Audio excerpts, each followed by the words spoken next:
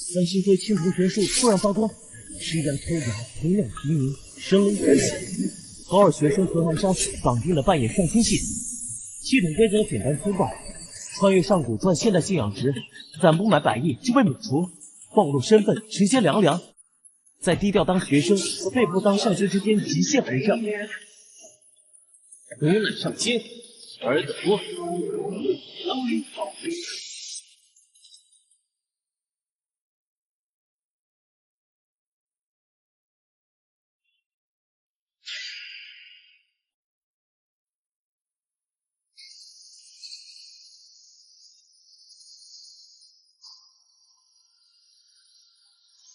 古有上仙降于世间，教化人类，泽披万民。关掉直播，出大事了！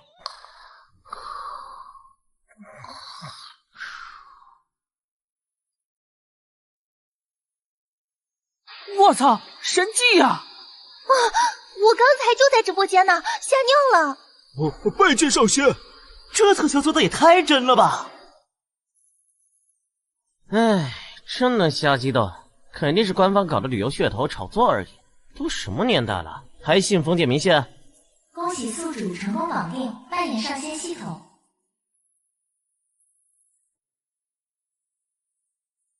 以后宿主每隔一段时间就会穿梭回一次古代，穿越之前的半个小时，系统会提前通知。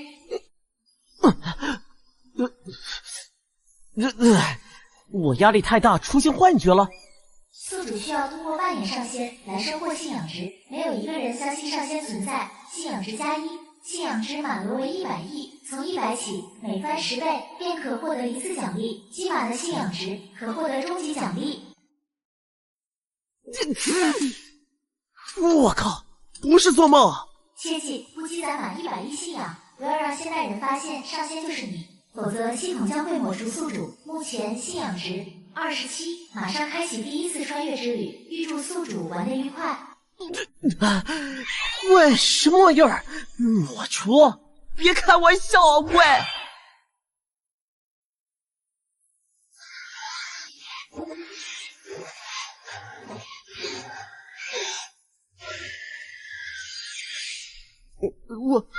我靠，这真穿越了！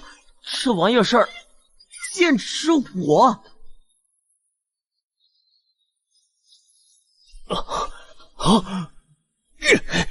上仙，拜见上仙！在下虽人世，求上仙赐予我等驱火之术，温暖光耀世间，泽悲万民，吾等感激不尽。对了，随人世钻木取火，他这是想要火。系统让我扮演上仙，机会来了。此术曲盘万顷，云雾出于其间，是为随木，取其随之，以2支相钻，则火生。谢上仙指点，谢上仙赐法。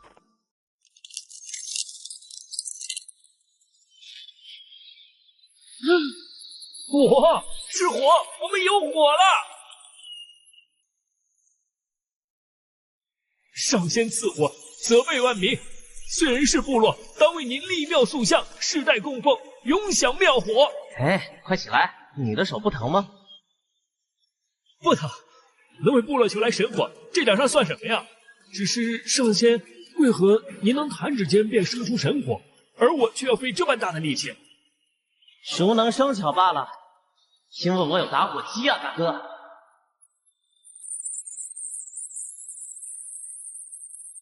上仙请。谢谢。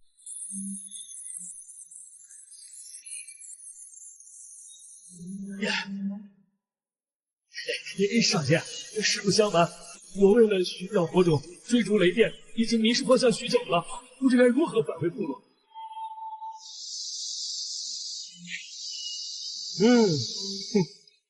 朝那边走，就是南方。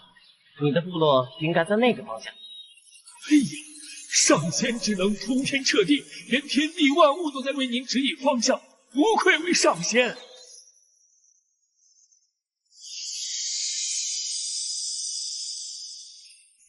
据时仪记载，上古有岁明国，不知昼夜，国中有岁木，曲盘万顷。有圣人游至其国，感其无火之苦，遂以神通点化，赐其钻木取火之术，则被万民。这位圣人，后世尊其为上仙。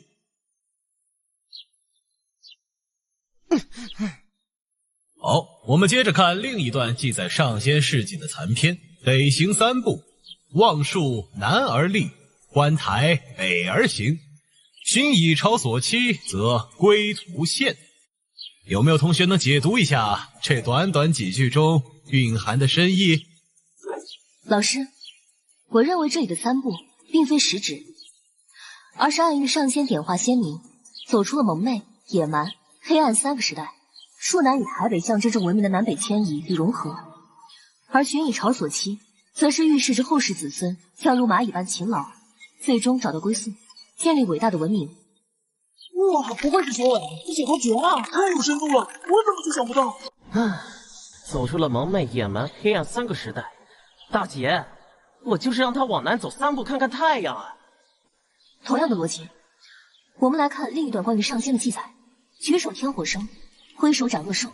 这里的天火绝非凭空产生，而是象征着文明之火，是人类生活的第一次闪光，开启了熟识和驱散黑暗的新纪元。原来是这样，我说上仙怎么可能真的会法术呢？学委的解读才是真正有深度的历史分析。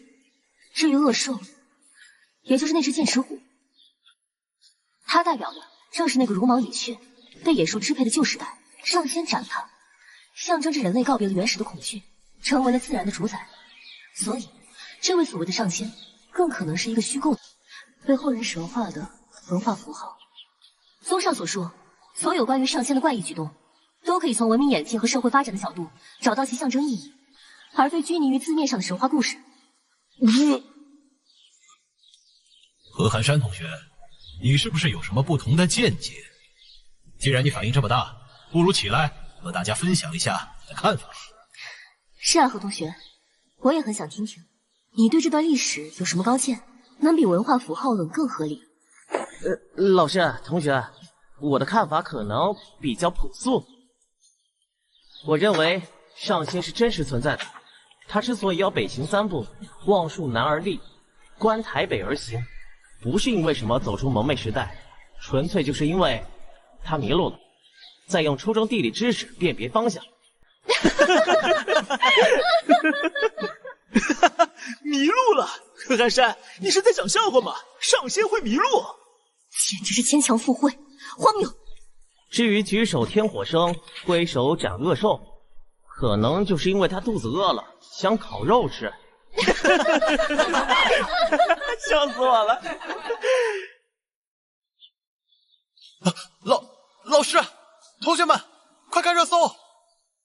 考古队在商丘远古遗址中发现一座祭祀燧人氏的庙宇，庙内一块石碑用甲骨文之前的象形文字记载了上仙赐火的传说。专家破译的完整内容提到了上仙。上仙指天画地，以此辨别方位，又言腹中饥饿，遂斩恶兽啖吃。啊！我操！真给我立庙！那庙里不会有我的雕像吧？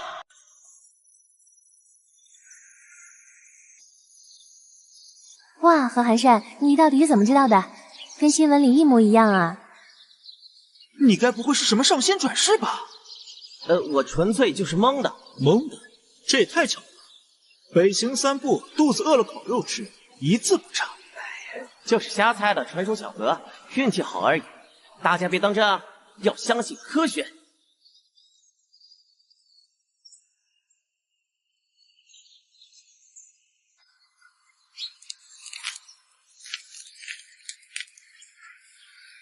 老师再见，同学们再见。我妈喊我回家吃饭了。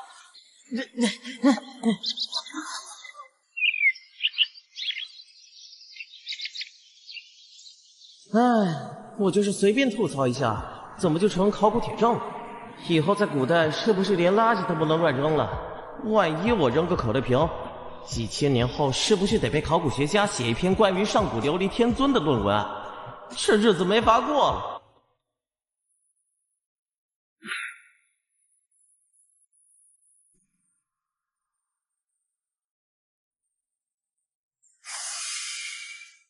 喂，系统，你搞什么鬼？穿越怎么不提前通知一声？系统提示：宿主已进入深度睡眠，无法接受语音通知。谁让你睡着了的？我睡着了，你不会叫醒我吗？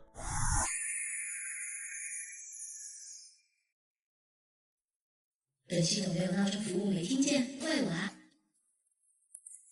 上仙。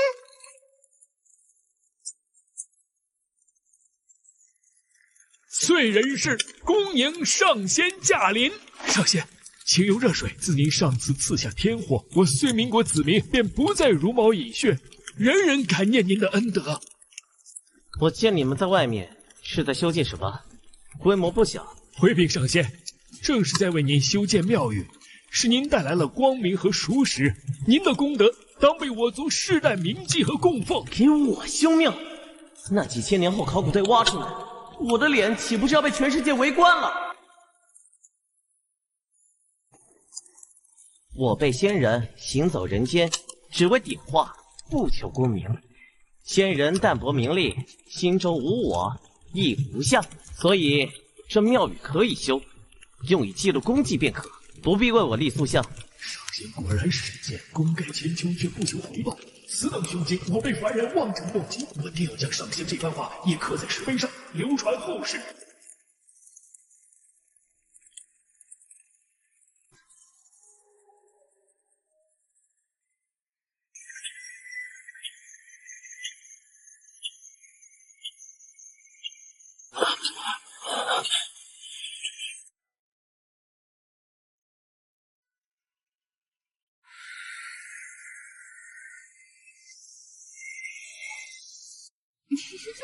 出来玩真开心啊！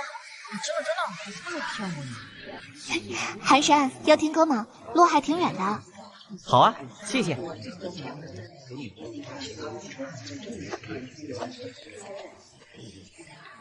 你们听说了吗？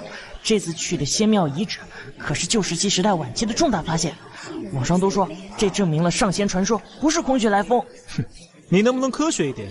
不过是古人想象力丰富，搞点图腾崇拜而已，还上仙？你怎么不说有奥特曼？哼，你懂什么？这是信仰。信仰？我的信仰正在给我制造天大的麻烦。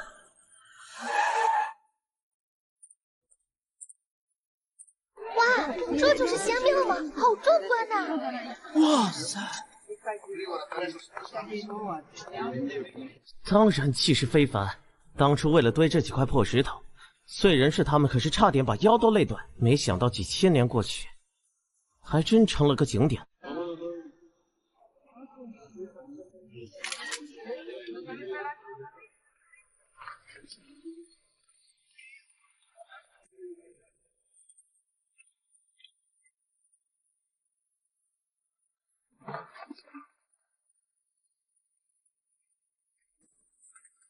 大家快来看，最珍贵的发现在这里面。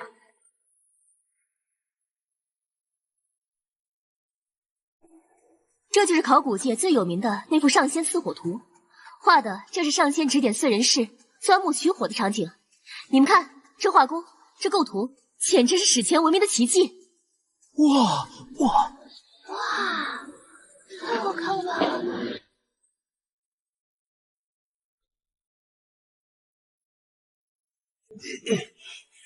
燧人氏，我不是不让你给我立塑像吗？你怎么不听劝改画画了？你这是要把我钉在历史的耻辱柱上啊！你们看这个细节，考古学家都说绝了。上仙的眼角下面，好像还有一颗泪痣。嗯，还有这里，上仙胸前好像挂着个东西，专家推测是某种信物。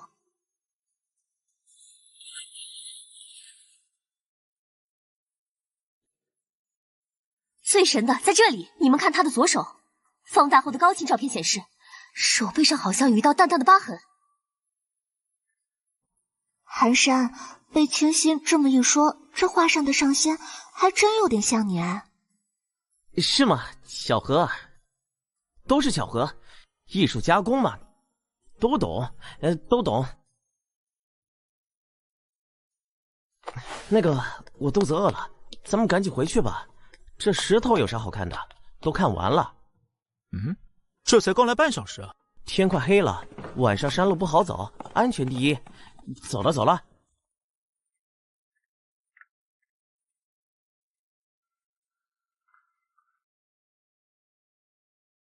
何寒山今天怎么回事？奇奇怪怪的，跟见了鬼一样。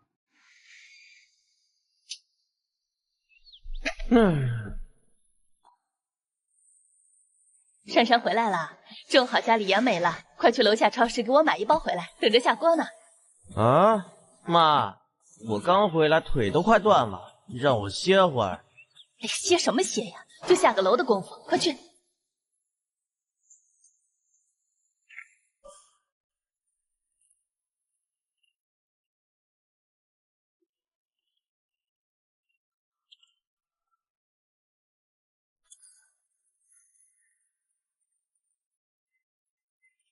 丁，随机穿越任务开启，目的地未知远古部落，倒计时开始。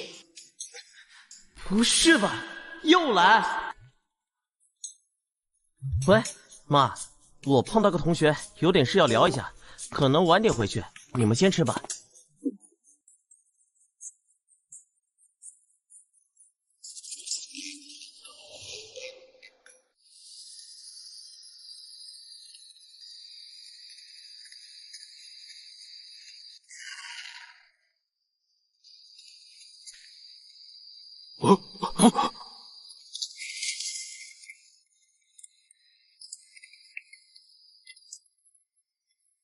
你是什么人？从何而来？哎，你干嘛？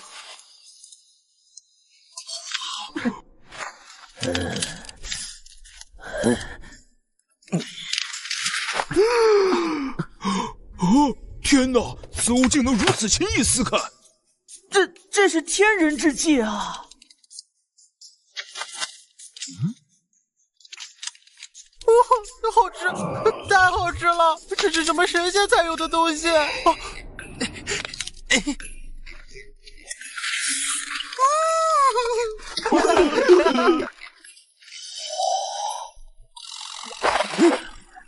恳请上仙赐予我等提取此等生物之法，我部落愿永世供奉上仙。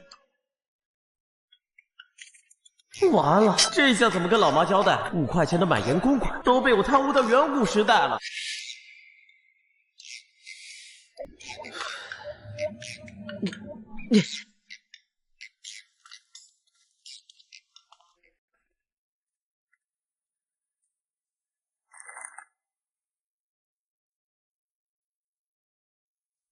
怎么，小伙子又来买盐啊？这都啥年代了，不用囤盐，抢不着的。叔，不是囤盐，就是想多买一点备用，一包还我妈，一包备用。万一下次又穿到什么奇怪的地方，有备无患。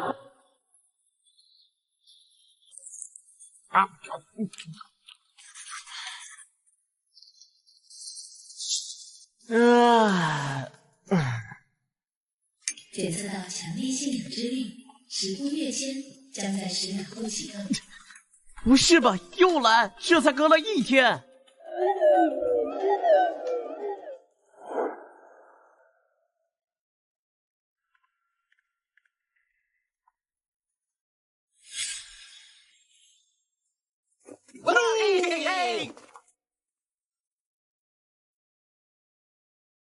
严宗显灵了！恭迎严宗，我等叩见严宗。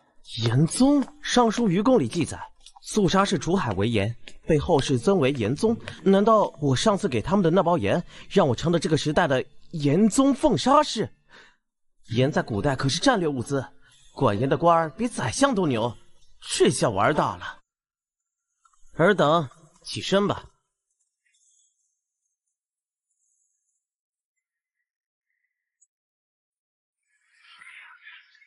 严宗这是何意？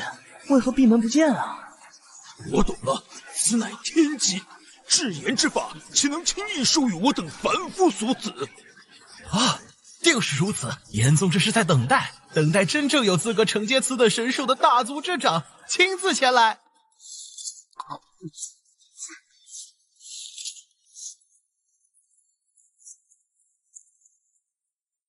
这都快1天了，怎么还没回去？系统不会出 bug 吧？我不会要永远留在这儿啃野果吧？老妈发现我不见了，肯定得急死。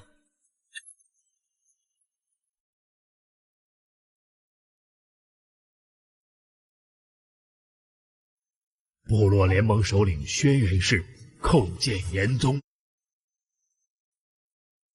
堂前轩辕氏，营夜前来，所谓何事？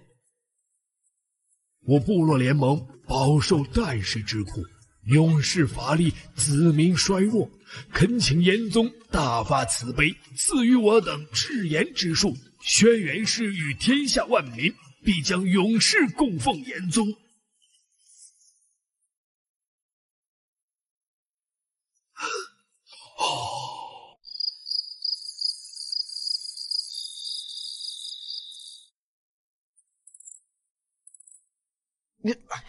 糟了，别是把他们吓到了吧？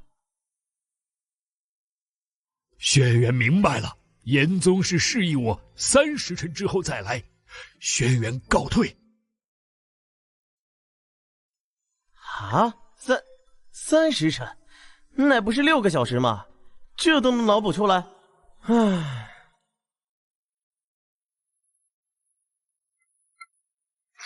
谁啊？启禀严宗，3时辰已到，轩辕斗胆再次恳请严宗赐下至言神术，以解部落万民之苦。还真来了。蚩尤，你好大的胆子，竟敢擅闯严宗神殿！哼，严宗，皇帝，你真是越火越回去了。就这么个毛头小子，也配让你当祖宗一样供着？住口！冒犯严宗，便是与我有熊国为敌，向我华夏所有部落宣战！哈哈哈哈哈哈！战便战，我早就想把你那个有熊国踏平了。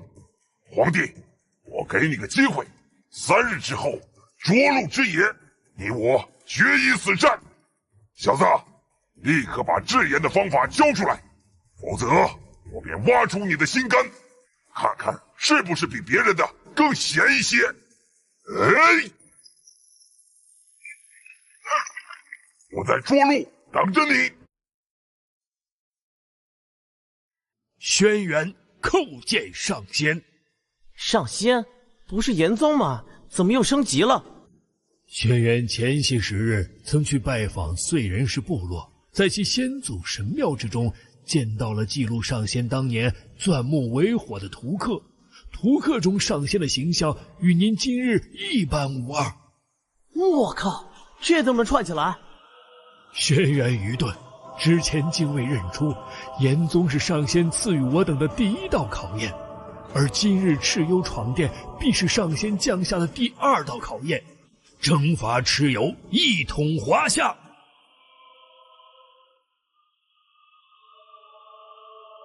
恳请上仙于3日之后助我攻克蚩尤部落。上仙一怒，伏尸100万，蚩尤逆天而行，必将灰飞烟灭。同学们，今天我们有幸请到年级主任和各位老师来听我们这堂课，大家要好好表现。何汉山，最近没影响学习吧？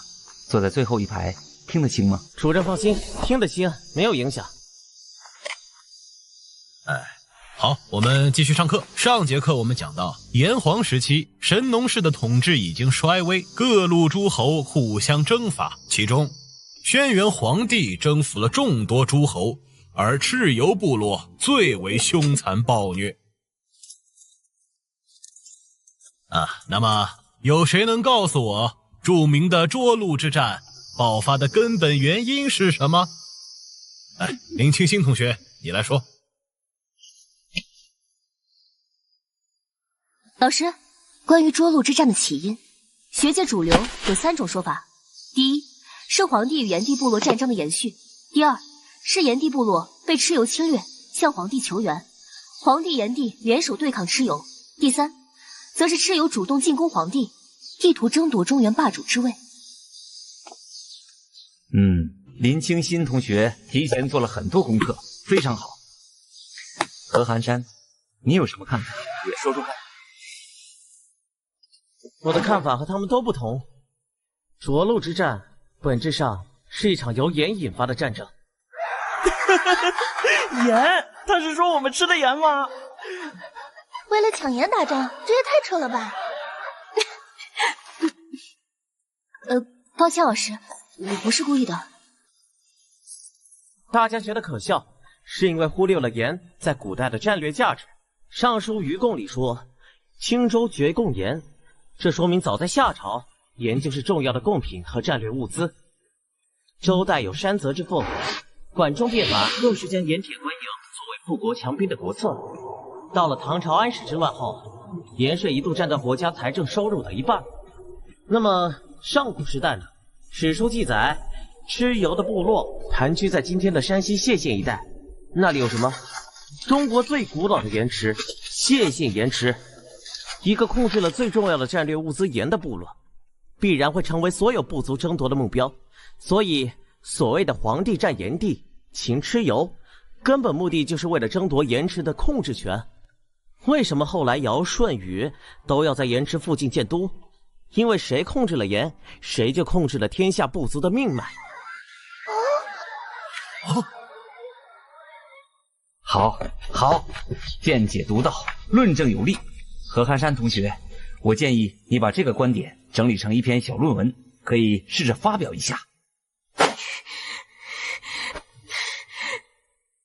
主任，我就是随便说说，我没说谎呀，这可是我亲眼看见的。3日已到，时空跃迁即将开始，倒计时3、2、1。什么人？休得无礼！全都退下！少仙，你终于来了！皇帝无能，有负上仙嘱托。起来说话，怎么回事？我等与蚩尤久战久不胜，如今更是被他引入这片迷雾大阵，恳请上仙助我等一臂之力。原来这就是涿鹿之战的大雾，这蚩尤还真有点东西。哼！全军听令，整顿队形，跟我走。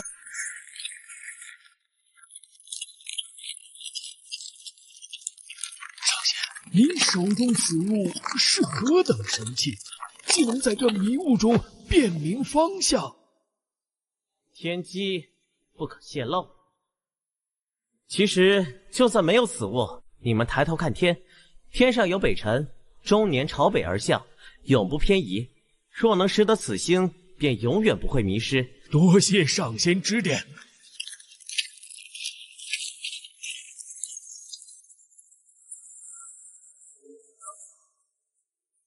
神秘的家伙，给我死！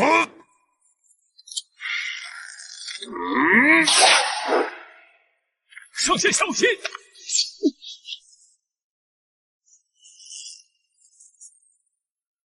我操！手机打剑的段子居然是真的，差点刚来就回去了。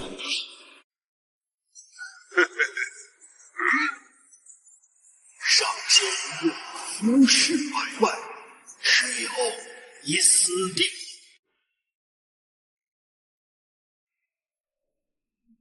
哈哈哈哈哈！你这装神弄鬼的家伙，有点胆色。今日我军一批，不与你这界外面的小人缠斗，胜之不武。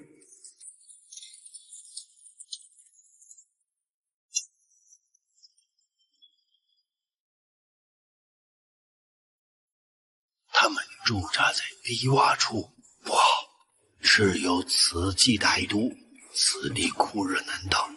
他想借着酷暑天气，将我军的锐气和体力活活耗尽。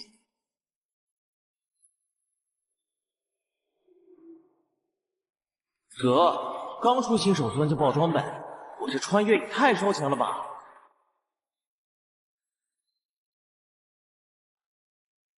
传我军令，全军立刻拔营，迁移至旁边的高地之上。是。另外，点500精壮军士随我驻坛，再选120人执起手坛，传我4不许军令：1. 不许擅离方位；2. 不许交头接耳；3. 不许失口乱言；4. 不许失惊打怪。为令斩！谨遵上仙法旨。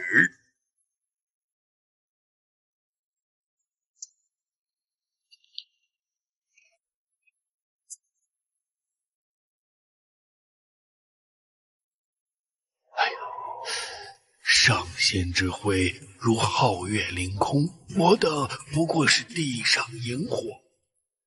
俺也一样。对，俺也觉得。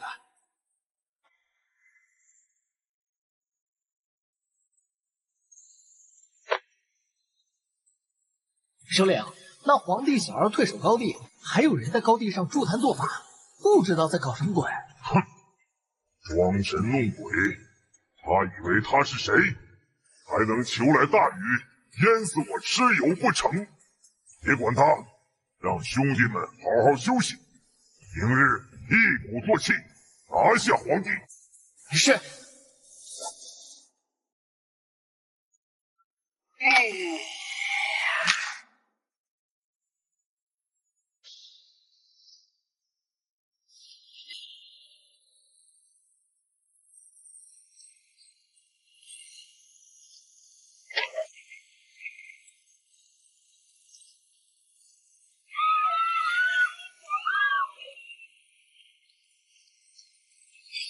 神迹，此乃神迹呀！你这个装神弄鬼的鼠辈，我要杀了你！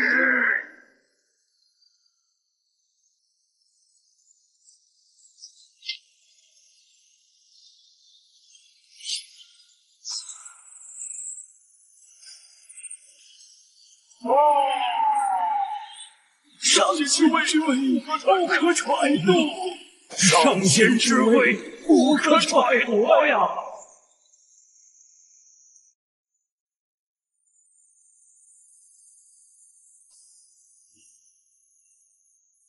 果然，小时候摔那一跤留下的伤疤比天气预报还多。这快要下雨前的钝痛感，又让我在古人面前装了一回大。哎呀！上仙神威，轩辕叩谢上仙！谢上仙！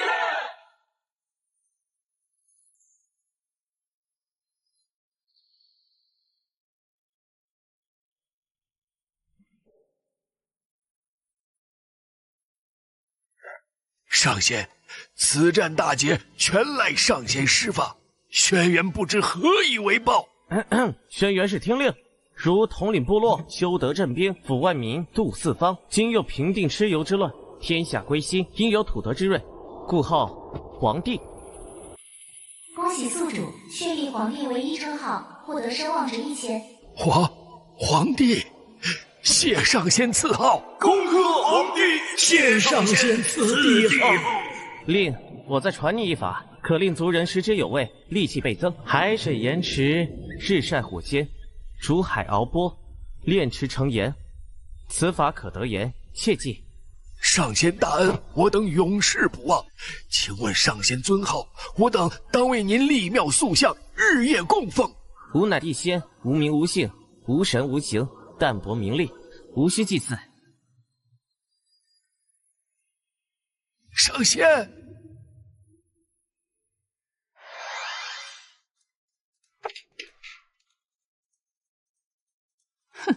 哟，寒山回来了！你穿的这是什么？不伦不类的，要去庙里当道士啊？妈，别说了，表弟这是追求艺术。切，跟一群凡夫俗子计较什么？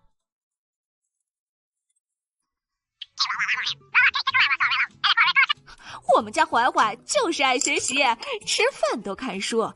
前2天刚拿了全国奥数1等奖，学校直接奖励了他一台最新款的水果手机，1万多呢。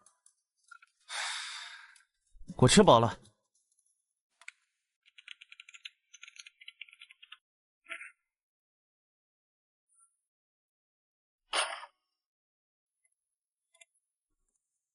电脑借我用一下，我查个资料。我正在用。玩物丧志，我用一下，很快。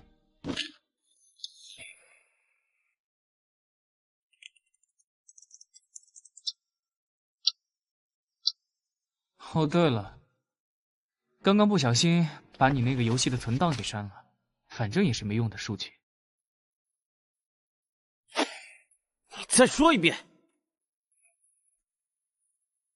哎呦，寒山怎么了？快松手啊！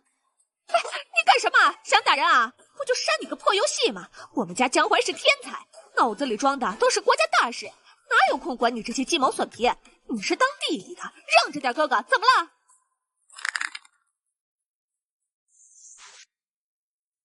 江淮，给你弟弟道歉。道歉？凭什么？不就是个破游戏？江淮，别理他们，我们走。大姐，你太过分了。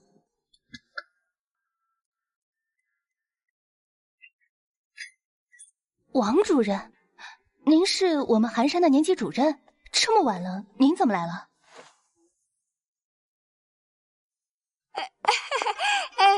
哎呀，王主任，哎呀，你肯定是来找我们家江淮的吧？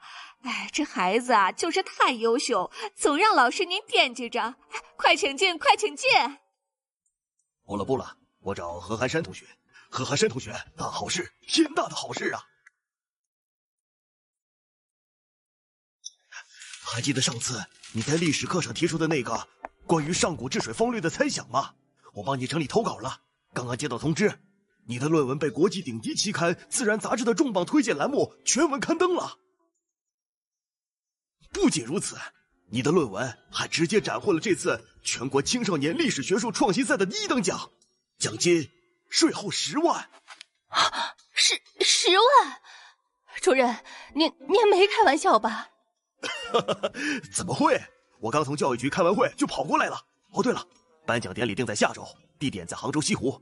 主办方和编辑部特意嘱咐，一定要见到我们这位小天才本人。机票都给你们订好了。谢谢您，王主任，太谢谢您了。寒山，不，山哥，我的好弟弟，刚刚是我不对，是我有眼不识泰山。我混蛋，我给你道歉。你那个游戏存档，你放心，我保证1天之内，不，半天，我花钱找高手，也一定帮你原封不动的打回来。江淮，你胡说什么？你跟他道什么歉？你懂什么？别在这给我丢人了，闭嘴！哎呀，我儿子出息了，真是给我们老何家争光啊！哎呀，我就知道我儿子不是池中之物。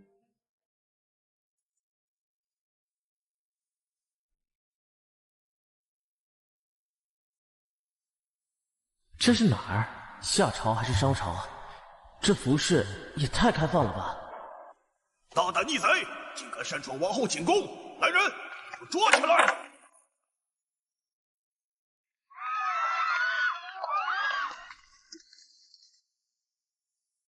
放肆！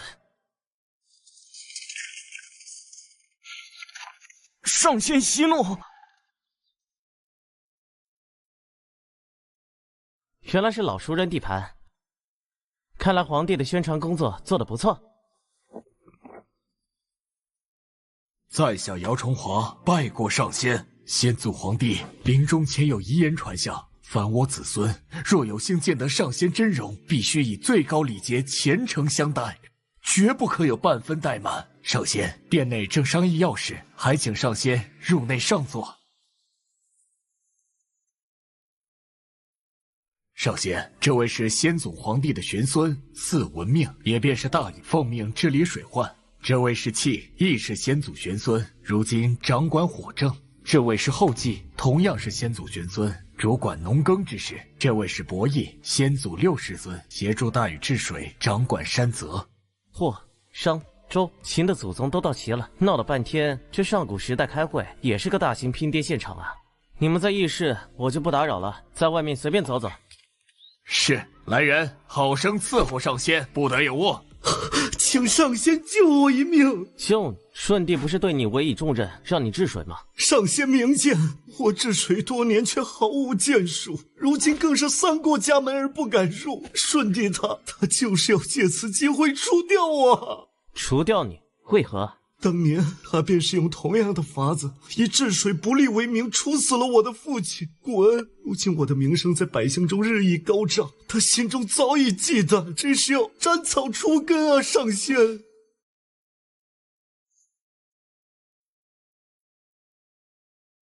我靠，这哪是治水，这他妈是上古职场官斗啊！舜看起来慈眉善目的，居然这么腹黑，这浑水我可不能趟。上仙不语，是在考验我。是了，我连问题都想不明白，上仙又怎会轻易指点？我需自己悟出来。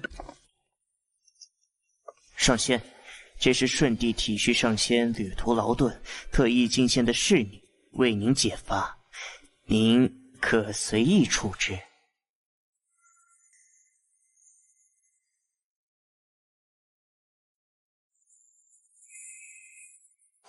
乖乖，这服务也太到位了。舜这是在试探我，还是真心讨好我？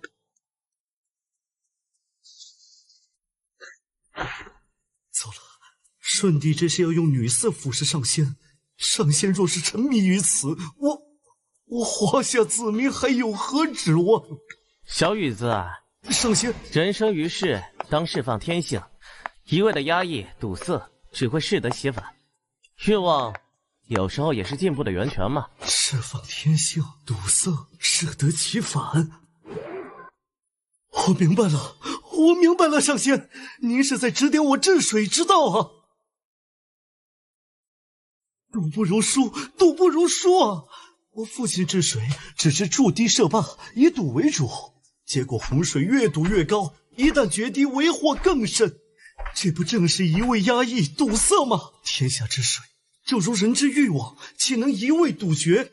应当顺应其天性，加以疏通，引导他们汇入江河，最终奔流入海。如此，天下便再无洪水之患。大禹愚钝，多谢上仙点化之恩，此恩此德，闻命永世不忘。赌不如输，我有办法了。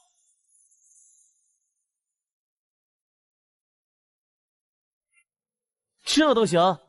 我就是看了几眼美女，随口扯了2句蛋，他就顿悟了。这帮古人的脑补能力也太强了吧！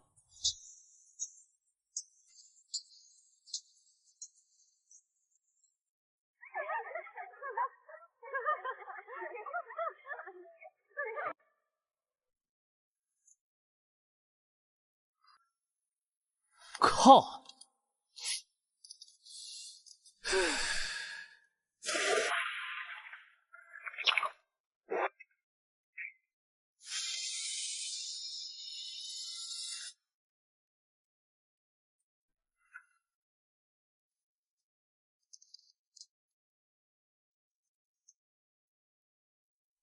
唉，那边是开天辟地的上仙，这边是苦兮兮的高中生，这日子真是冰火2重天啊！大禹吸取了他父亲鲧治水失败的教训，改堵为疏，耗时13年，终于平定了水患。这其中还有一个非常感人的典故，就是3过家门而不入。那么有哪位同学能告诉老师，大禹3过家门而不入，这其中包含着他怎样的情感呢？好，林清新同学，你来回答。报告老师，我认为这说明大禹是个路痴，他治水太投入，已经忘记自己家的具体方位了，所以虽然路过了3次，但都不知道那就是他家。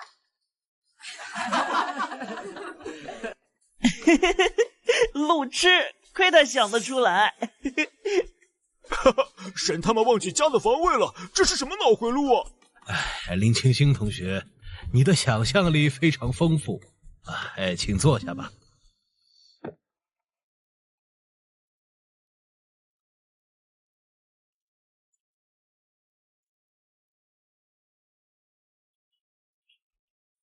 何寒山，你来谈谈你的见解。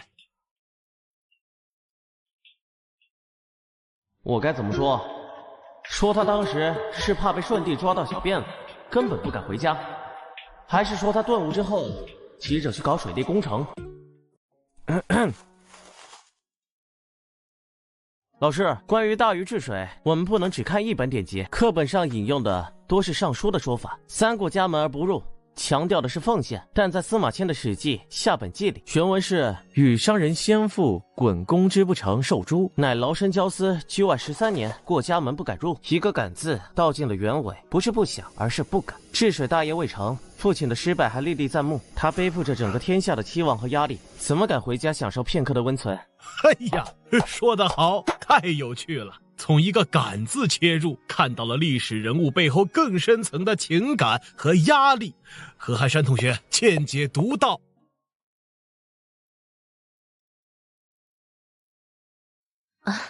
何同学，那历史书上还有记载，说舜帝当时曾献美女给上仙，然后上仙收下了，紧接着大禹就顿悟了治水之道，这两件事有什么联系吗？这还用问啊？肯定是上仙见女色，指点大禹呗。英雄难过美人关，上仙也是懂人心的嘛。这让我怎么解释啊？难道说我当时只是个没见过世面的高中生，被吓到了吗？上古真仙早已超脱世外，又岂会被区区美色所引诱？上仙此举恰恰是为了指点大禹治水之道。赌不如输，人之欲望亦是如此。强行压抑只会如洪水决堤，唯有正视它，引导它，方能勘破迷障，得见大道。大禹正是从上仙对待美色的态度中顿悟了赌与输的真谛。原来如此，赌不如输，我懂了，我全懂了。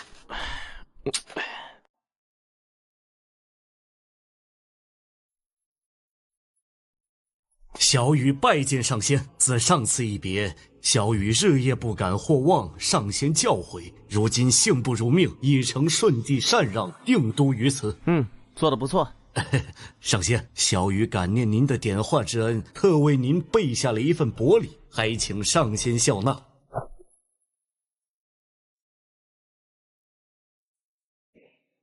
又来，这帮古人怎么回事？感谢人就只会送妹子吗？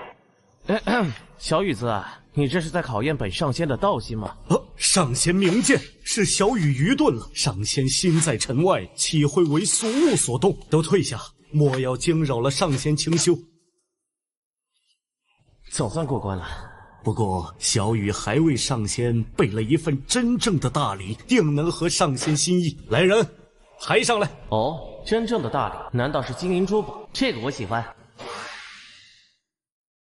上仙请看，我将天下化为9州，每州取金铸此9鼎，象征天下归一，此乃9州鼎。哇，好东西，好东西啊！这得值多少钱啊？发了发了！为感念上仙，小禹已将上仙之名用金文铭铸于9鼎之上，愿上仙之名与这9州山河共存，受万世敬仰，永世流传。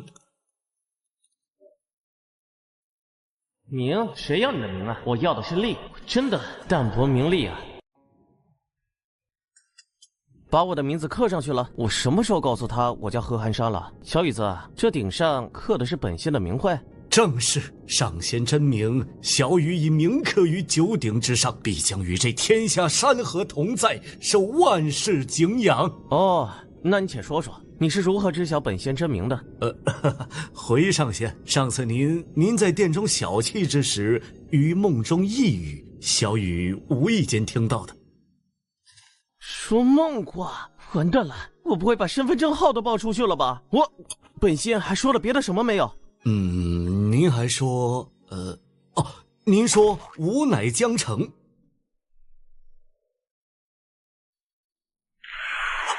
恭送上仙，上仙放心，您的话小禹记下了。系统，你给我出来！郡主有何吩咐？有你这样坑人的吗？我话都还没有说完，你就把我给传回来了。下次我要是正在脱衣服，你是不是直接准备将我光溜溜传回来？提醒4，此为偶发性 bug， 下次会注意。注意有什么用？我的名字都刻在九鼎上了，赶紧送我回去！我必须把那上面的字给抹了。穿越时间、节点时长皆为随机，无法更改，不确定的穿越才更好玩。冷静，冷静。史书记载，大禹九鼎在东周末年就沉到泗水里了，2000多年都没找着。秦始皇派人捞都没捞上来，肯定不会被发现的，绝对不会。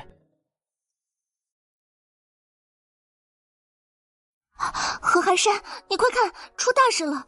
大禹九鼎昨天深夜从泗水河道里被整体打捞出水了，世纪大发现啊！你看，专家说每尊鼎都代表古代的一个州，上面有当时的山川地图和好多繁复的古文，现在正在紧急破译呢。完了，全完了！这下全世界都知道我何寒山穿越了。出来了，出来了！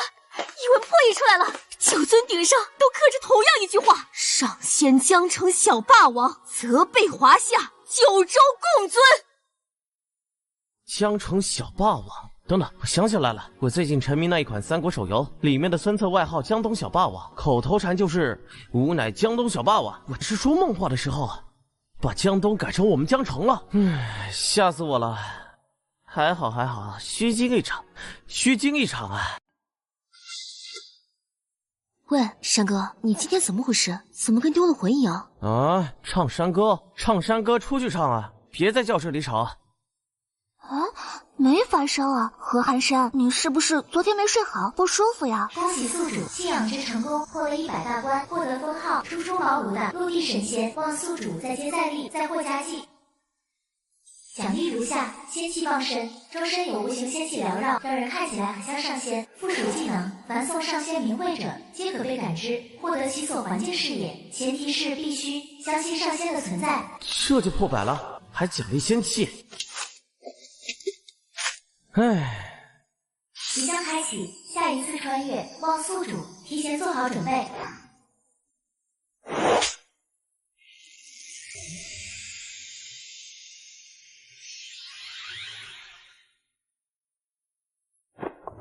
恭迎上仙，小王日思夜盼，终于又得见上仙仙颜。来人，快为上仙摇扇，把最好的瓜果都呈上来。启禀上仙，自从将您的名讳铸于九鼎之上，我9州之内风调雨顺，年年丰收，万民安乐，这都是上仙您的恩泽。别再出什么幺蛾子了！小王今日斗胆，想请上仙为我新立之国赐下国号，望借上仙赐号，永保华夏太平。下，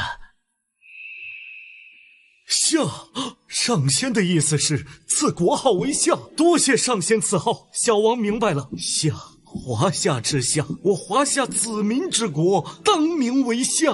夏朝的国号就这么来的？我只是被吓了一下，这要是让后世的历史学家知道了，不得当场吐血3升了。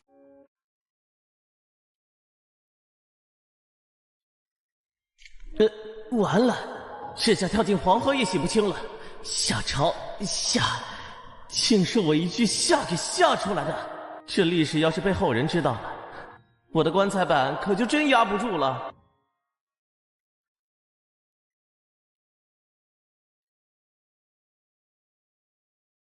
上仙金口玉言，小王今日便昭告天下，立国号为夏，我夏国必将蒙上仙庇佑，万世永昌。行吧，下就下吧。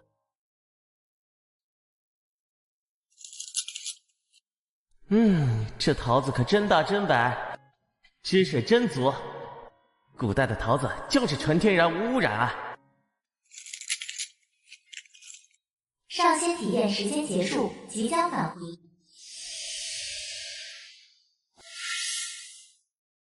恭送上仙。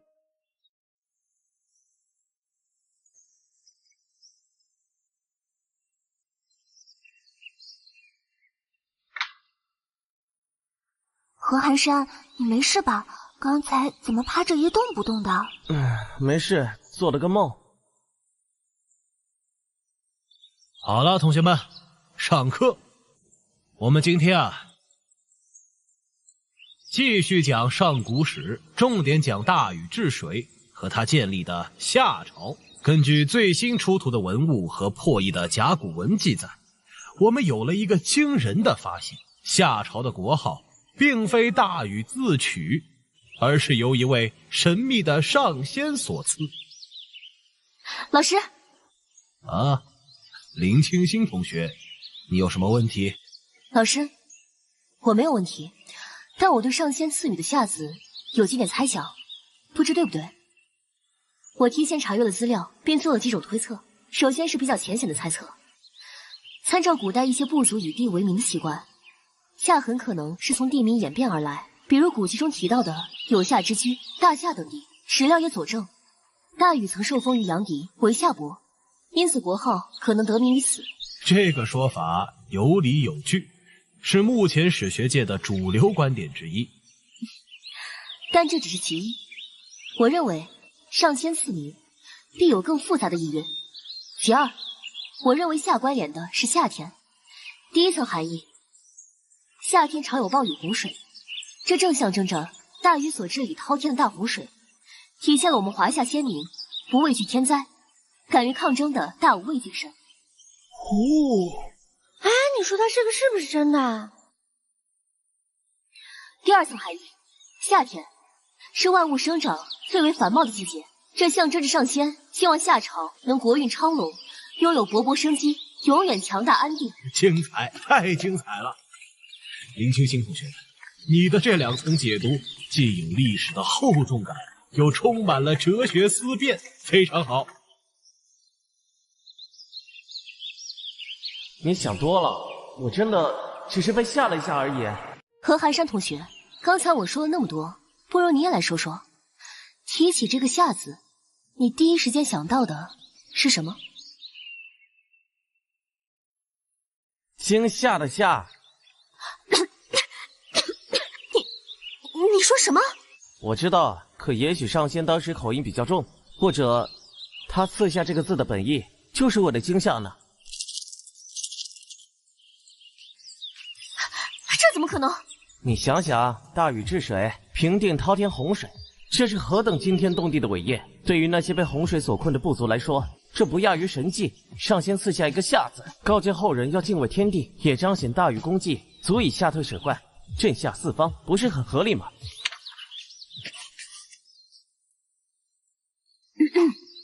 一派胡言！我的分析还没结束。综上所述，上仙赐予的夏字必然蕴含着地名、季节、图腾等多种含义，象征着我们华夏文明的起源与希望。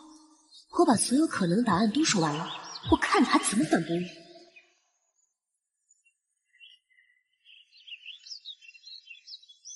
这家伙不去高考语文出阅读理解题，真是屈才了。上仙将成小霸王在上，请保佑我到新的环境一切顺利啊！保佑保佑保佑保佑！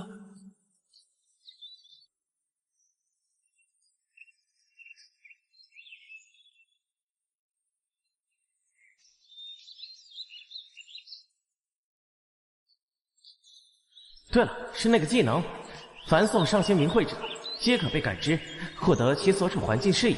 前提是必须相信上仙的存在。原来是这么用的。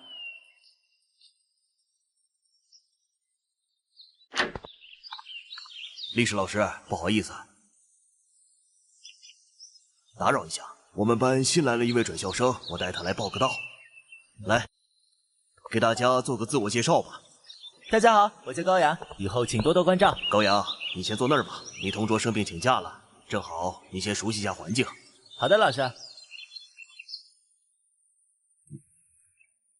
哎，你们说那个上古时期的上仙到底赐下的是什么字呀？我觉得林清心分析的对，肯定是夏字。你们也相信上仙是真实存在的吗？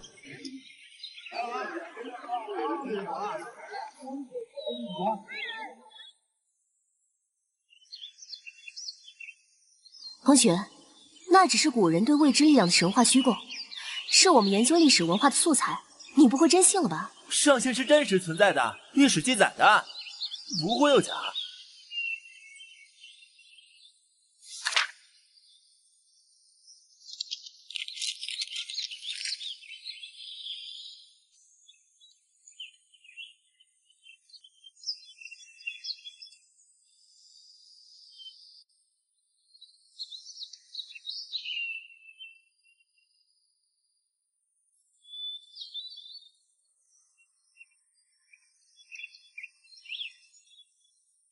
圣贤在上，信徒羔羊以遵从您的梦示，来到这灵气最浓郁的江城驿中，此乃孝敬您的一点心意，请您享用。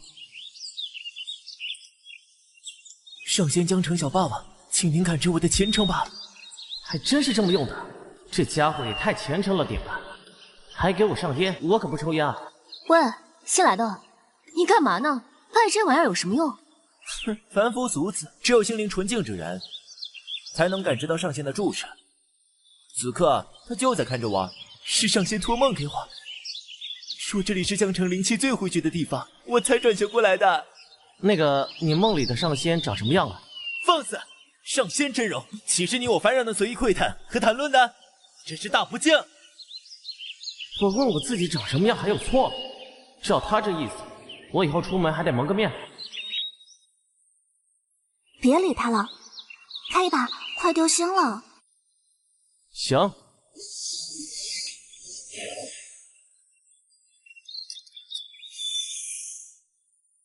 吾乃江城小霸王，何惧于天下？你竟敢如此亵渎上仙的威严！直呼其名讳，还用如此轻佻的语气！同学，你误会了。我误会什么了？你就是对上仙不敬。你想想，上仙何等存在？他心胸宽广，仁爱博爱，又怎会介意我们凡人用他的名号来表达敬仰和喜悦呢？你这样斤斤计较，反而显得小家子气，有违上仙的博爱精神。是这样吗？当然。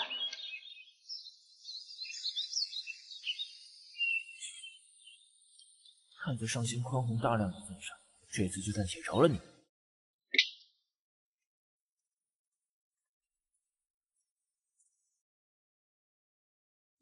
上仙扮演系统提示：本次将是您最后一次穿越至大禹时代，请扮演者做好准备。最后一次了，以后就再也见不到大禹他们了吗？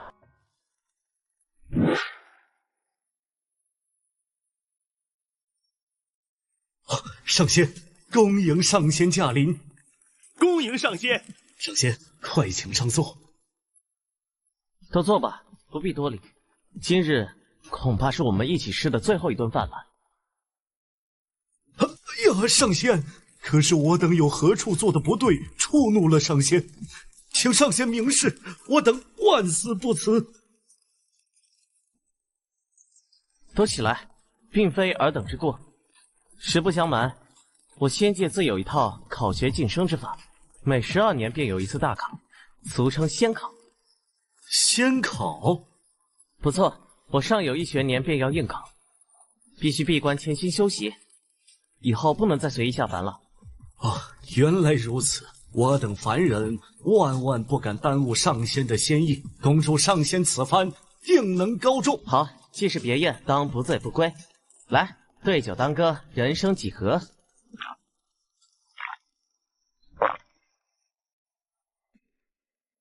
失误了，忘了这时候还没酒呢。罢了，今日便以食代酒，来，都吃，都吃。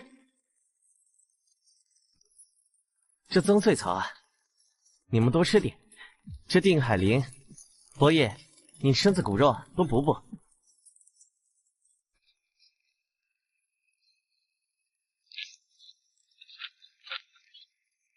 明月几时有？把酒问青天。恭送上仙！恭送上仙！恭送上仙！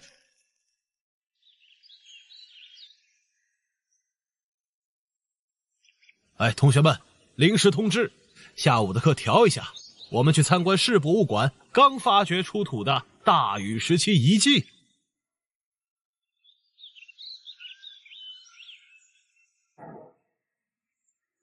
我刚看了新闻，据说这次最珍贵的发现是一幅壁画，叫《别宴图》，又叫《上仙赐菜图》，所描绘的场面特别恢宏，但又带着萧瑟惜别的意境。上仙，是上仙的一剑，我终于可以瞻仰到上仙的无上风采啦！还好还好，壁画上我只是个背影，看不清脸，暴露不了。试问仙路谁为峰？一剑上仙道成空。上仙，您的信徒高阳前来参拜。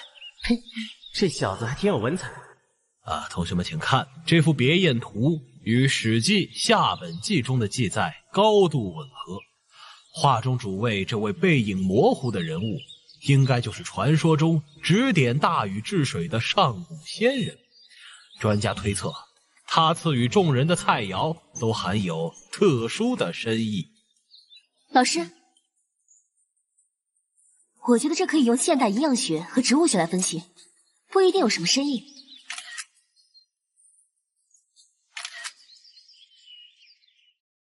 林清新同学，你是我们班的历史课代表，对夏商周的历史很有研究，不如你来给大家解读一下这幅别宴图。老师，同学们，请看这幅画最关键的信息，就在于上仙赐予众人的菜肴。首先看大禹面前这盘是虾，大虾的虾，谐音夏，这象征着大禹将开创我们华夏第一个世袭制王朝夏朝。我靠，这能圆上？我只是海鲜过敏，才把虾给他的呀。而且虾生于水中，这不也正暗合了大禹治水的旷世奇功吗？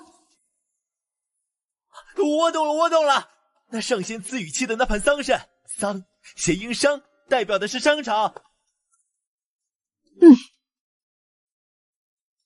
高阳同学说对了一半，更深层的含义是，这幅壁画画得极为精细。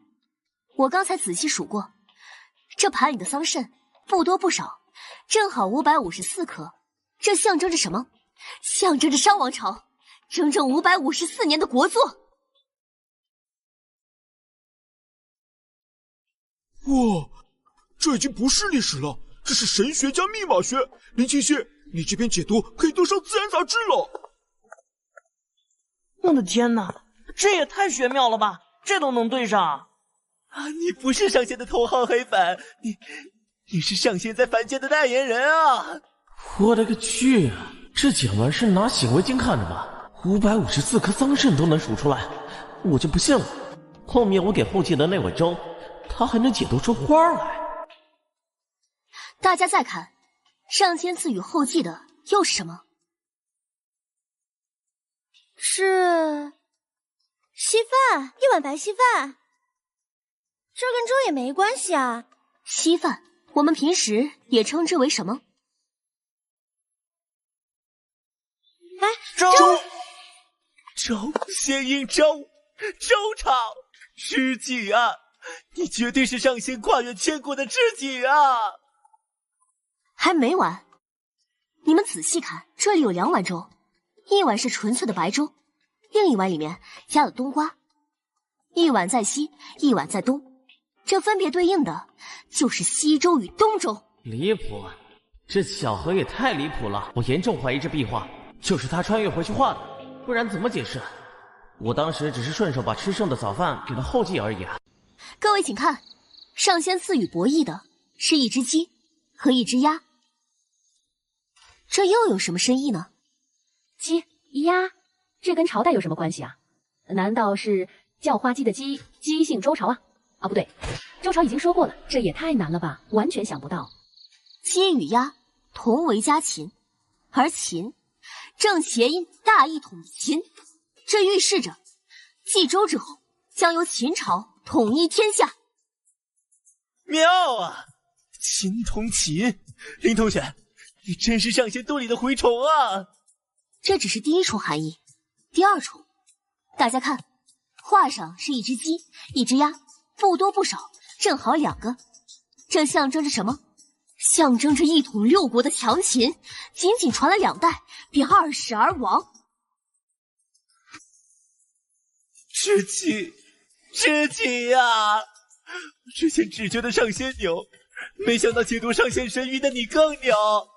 天不生灵庆心，仙道万古如长夜。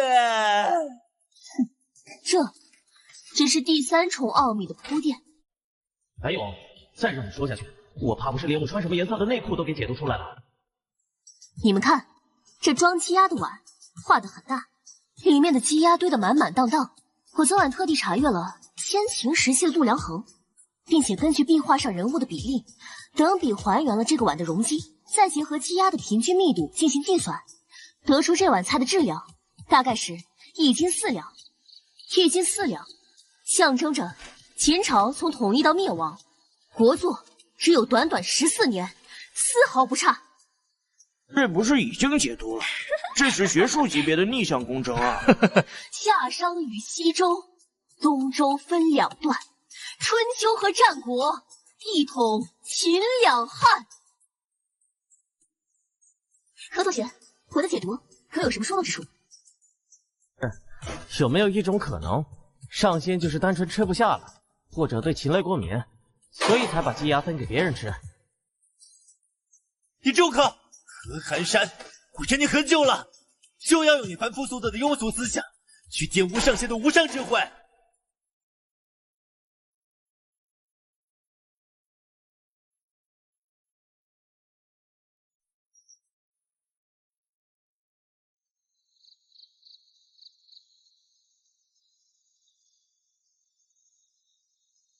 检测到宿主专属加密信息，此乃大禹藏于壁画夹层中的信，此信以特殊材料写就，唯有宿主的到来，其气息方能催化其显露真容。这是来自5000年前的问候。大禹给我的信，新的文字啊！这下面还有夹层，快拍下来！这个是重大发现。不对，这些符号的结构不属于甲骨文之前的任何一个体系，这不可能。上仙一别数载，甚是想念。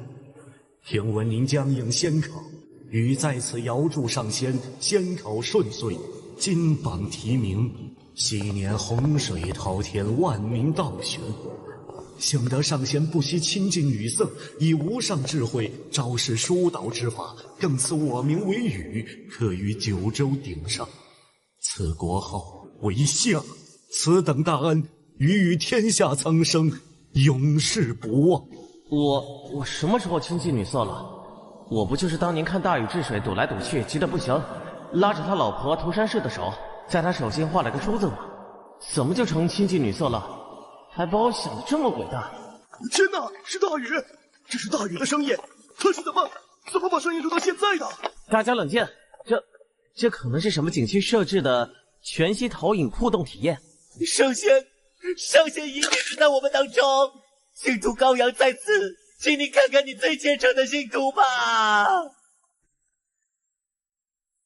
大禹说，上仙不惜亲近女色，难道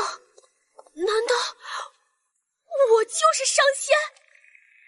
大禹的话是对我之前解读的肯定，我解读出了天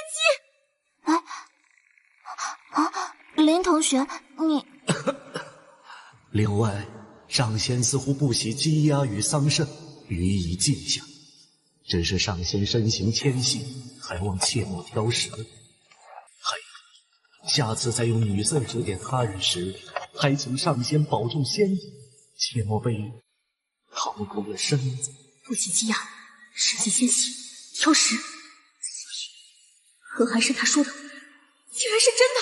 我那些基于数据和历史的严谨推论，竟然说给了一句他不想吃。不行，必须买个笔记本，以后何寒山说的每一个字我都要记下来，这比任何史书都重要。完了，这下跳进黄河也洗不清了。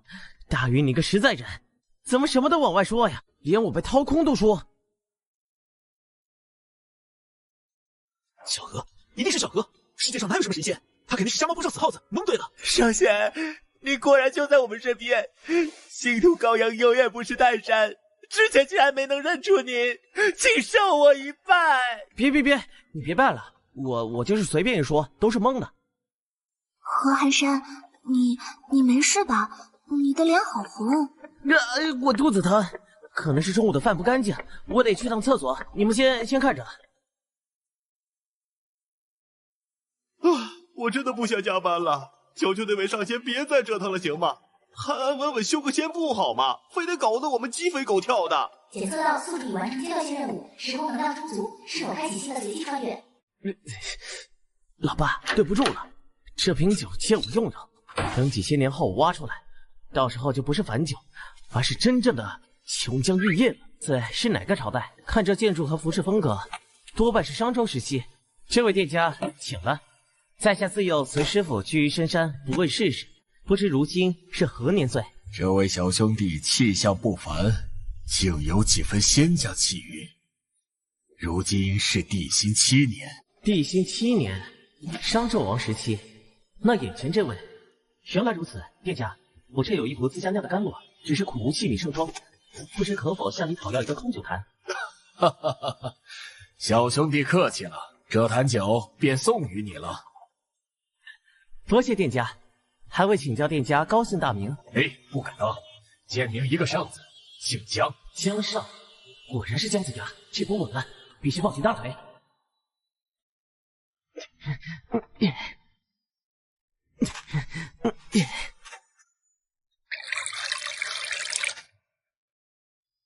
搞定！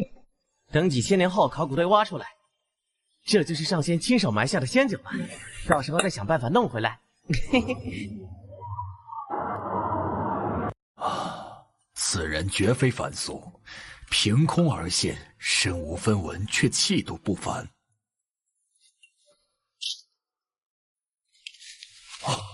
我想起来了，祖上曾有秘闻流传，说数千年前曾有上仙降世点化先祖。那上仙的特征，眉心一颗泪痣，右手虎口有疤，胸前佩戴一枚奇特玉石。哎呀，我竟与上仙当面错过，真是有眼不识泰山。上仙行事必有深意，他径直来到我的酒肆，不要我这浊酒，却偏偏要了一个空酒坛，说是要埋下他自己的甘露。我明白了，上仙这是在点化我。他嫌我的酒不堪入口，特意将自己的琼浆玉液埋下，隐晦地赐予我这场仙缘。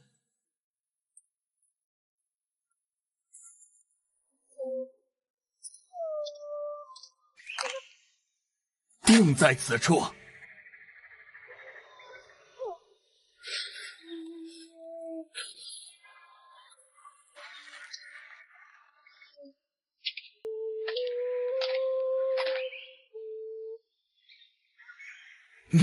好酒，此等神物非天上不能有。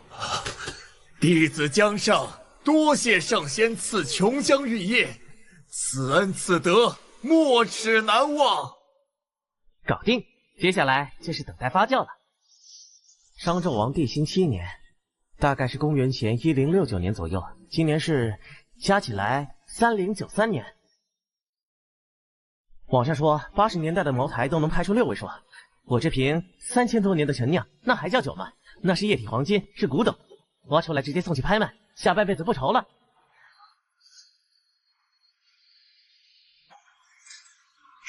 何寒山，你中彩票了！看你这架势，准备翘课出去玩？比中彩票刺激多了。我想要去爬山，你要不要一起去？喂，神神秘秘的，到底是什么事啊？你专程把我从江城叫出来，不会就为了爬山吧？山是要爬的，但重点不是爬山。唉，行啊，何寒山，挺会选地方。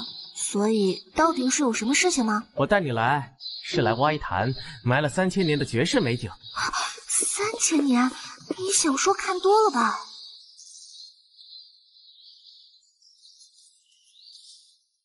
系统，就是这附近没错吧？给我个精确坐标。就是这里了。你连这东西都准备好了？你帮我放风，有人来了就咳嗽一声。今天就让你见识见识什么叫液体黄金。不应该啊！